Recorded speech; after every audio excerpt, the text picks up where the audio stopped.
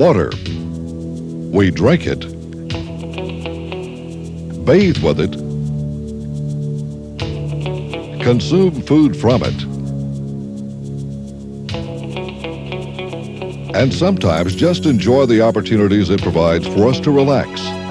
Because water is so abundant in Alabama, we sometimes tend to take the quality of this valuable resource for granted. However, as the state's population increases, so does the pressure to protect and maintain our water quality. Beginning in the early 70s, federal and state laws were established to protect the nation's water resources. To help forest landowners and forestry professionals understand and stay in compliance with these laws, the Alabama Forestry Commission provides guidance on how to maintain water quality during forestry activities.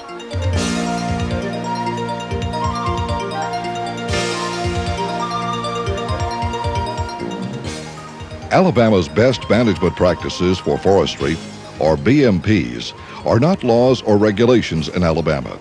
Instead, they are non-regulatory guidelines which have been developed and published by the Alabama Forestry Commission in cooperation with the Alabama Department of Environmental Management and with the approval of the U.S. Environmental Protection Agency. ADEM and EPA consider potential pollutants from forestry operations to be sediment, organic debris, pesticides, nutrients, temperature, and trash. Consistent application of BMPs during forestry activities has proven effective in preventing or minimizing these non-point source pollutants. During the next few minutes, we'll look at specific BMPs for 7 phases of forestry operations addressed by the BMP manual.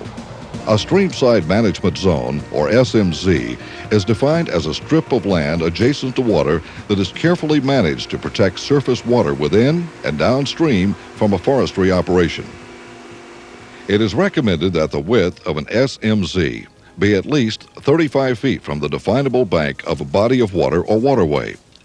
This width may need to be extended to account for such things as the type of activities that need to be performed outside of the SMZ, erodibility of the soil, steepness of slopes, or sensitivity of the stream. After the appropriate width of an SMZ is determined, the outside boundary should be well marked before timber sale bidding or negotiations take place. It is recommended that at least 50% of shade from full-size trees remain within a streamside management zone along a perennial stream. Tree shade along intermittent streams is not required.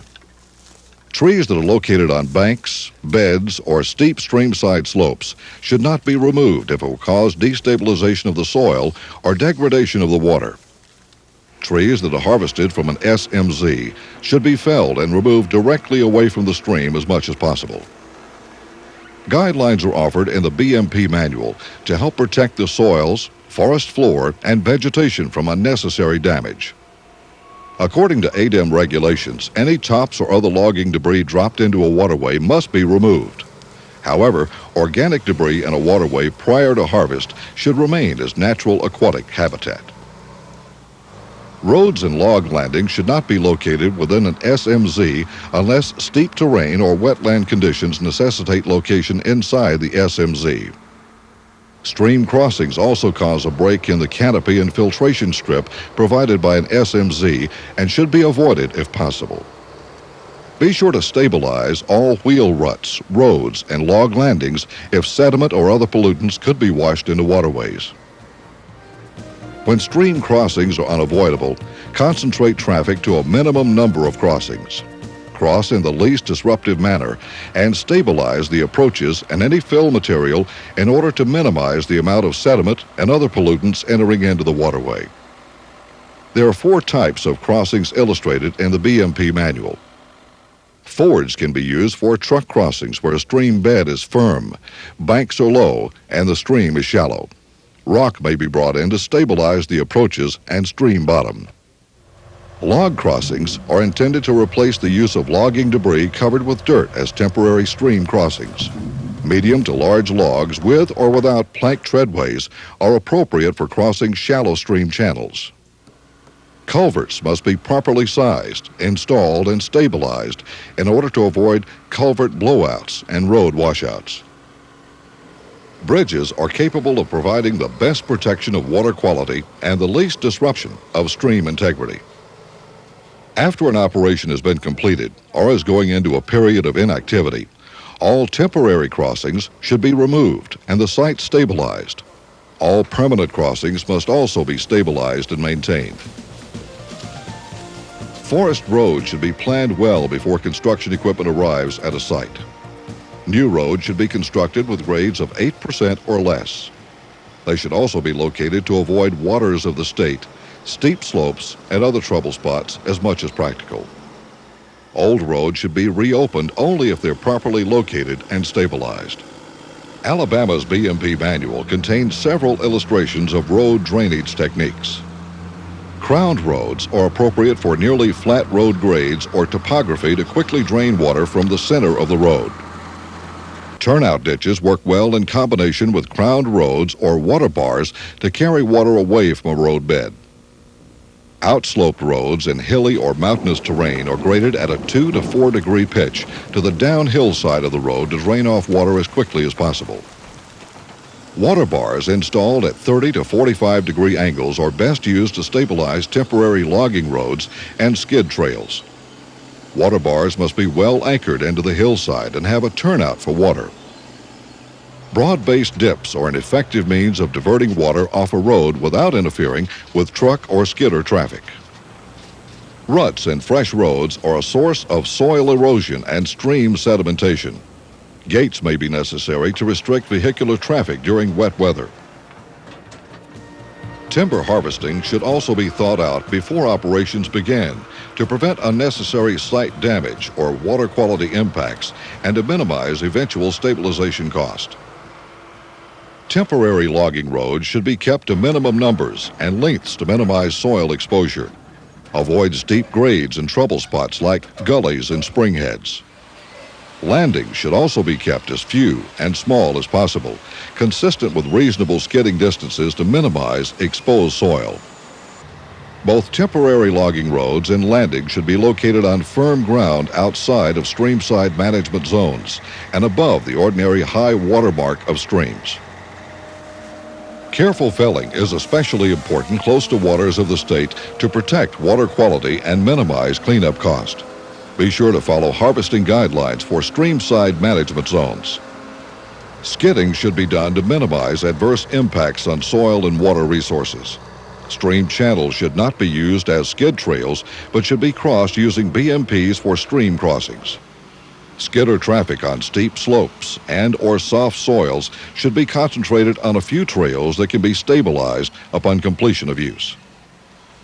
Forwarders, or sometimes called pre-haulers, can be used to carry timber through the woods to roadside loading areas. Usually less soil is displaced, rutted, or compacted than with skidding. The loader can be used to quickly and easily install and remove log crossings. When operations are completed, landings, temporary logging roads, and skid trails should be stabilized if there's a possibility of water quality degradation. All trash, lubricants, and discarded equipment parts should be removed from the site and disposed of in accordance with applicable laws. These items cannot be burned or buried on the site. Reforestation and stand management includes mechanical site preparation, pesticide application, prescribed fire and mechanical tree planting. Mechanical site preparation should be used in such a manner as to minimize displacement of forest litter and topsoil, soil erosion, and the deposition of sediment or debris into waters of the state. Herbicides must be applied in consultation and compliance with the manufacturer's label instructions, EPA guidelines, and Alabama state law. Under no circumstances should herbicides be applied directly onto surface water unless labeled for such applications. Prescribed burning should not be allowed to be a contributing factor to degradation of water quality. Fire breaks in particular should be stabilized with water bars or other BMPs to control erosion and conveyance of sediment-laden runoff into waters of the state. Tree planting using a furrow-type machine should be done with a contour of the land. Wetlands are areas with an abundance of water to the point that most of the vegetation which occurs there is adapted to life in saturated soil conditions. The Clean Water Act gives EPA and the U.S. Army Corps of Engineers jurisdiction over any dredge and fill operations which occur in certain wetlands. These wetlands may occur in areas such as coves and lower slopes, branch, creek, or river bottoms, muck or peat swamps, cypress ponds, and some wet flats. Forestry activities are basically exempt from having to obtain a Corps of Engineers permit unless the following conditions apply. 1. The wetland is being cleared for a new use to which it was not previously subject, such as agriculture, pasture, or recreational ponds. 2. A forestry activity results in the immediate or gradual conversion of a wetland to an upland. And 3. Roads and stream crossings are constructed in wetlands without following the mandatory federal BMPs listed under the Wetland Road section in Alabama's BMPs for forestry. The Alabama Forestry Commission recommends that streamside management zones be established and managed on all major drainages and open bodies of water within wetlands. Minor drainage is permitted by EPA as a temporary means of lowering a wetland water table so that road building, timber harvesting, and reforestation activities can be conducted with minimum impact on the soil and water resources. When these activities are concluded, however, the drainage ditches will have to be plugged so that the wetland's natural water level will be restored. Timber harvesting in forested wetlands should be timed to take place when water levels are as low as possible. Special harvesting systems such as high flotation tires or tracks should be used when harvesting in wet or soft soil conditions. Do not harvest during periods of flowing water. Land clearing for reforestation is accepted by EPA and the Corps of Engineers as long as the use of the land is not changed to a non-forestry operation. Herbicides can be used within forested wetlands, but may not be applied directly or allowed to run off into surface water unless the product is labeled for wetland or aquatic applications. Bedding is allowed as a normal forestry activity, as long as it's used on an established forestry operation and does not result in the gradual or immediate conversion of a wetland into an upland. Species composition change, such as bottomland hardwood to pine plantation, is allowed by EPA and Corps of Engineer regulations. Beaver dams may be broken by hand, machine, or explosives at any time as long as the previous wetland acreage is not reduced by excessive permanent drainage. It does not matter how long the dam has been in place or that the natural borders of the wetland have been extended as a result of the beaver dam. The final chapter on revegetation and stabilization contains details on procedures to reestablish vegetative cover or utilize special soil stabilizing materials. Site preparation by heavy equipment may be necessary to smooth out severely rutted ground or rip compacted soils so that conventional farm equipment can be used for other revegetation activities. Agricultural limestone and fertilizer may be applied according to Soil Conservation Service recommendations. Plant species recommendations should come from the Soil Conservation Service or Cooperative Extension Service and take into account soil type, shade, climate, and condition of the seedbed. Mulch is recommended for critical situations such as stabilizing stream crossings and other exposed soil near waters of the state. Vegetative establishment can be considered successful once a 75% cover has been established. Silt screen may be necessary under emergency situations to prevent sediment or organic debris from being carried into waters of the state. Square hay bales can be used for the same purpose and are more readily available. Stake the hay 1 or 2 bales high on their sides so that the strings won't rot off. Gully stabilization is best achieved by retaining natural vegetation and organic debris. It may be best to avoid intensive harvesting or reforestation activities in old gullies if destabilization and water quality impairment will be the result. Following these sound stewardship principles will ensure that Alabama's forests continue to meet the needs of their owners and provide jobs, forest products, clean water, and a healthy environment for the nation's citizens without costly regulations. For a free copy of Alabama's best management practices for forestry, contact your local Alabama Forestry Commission office.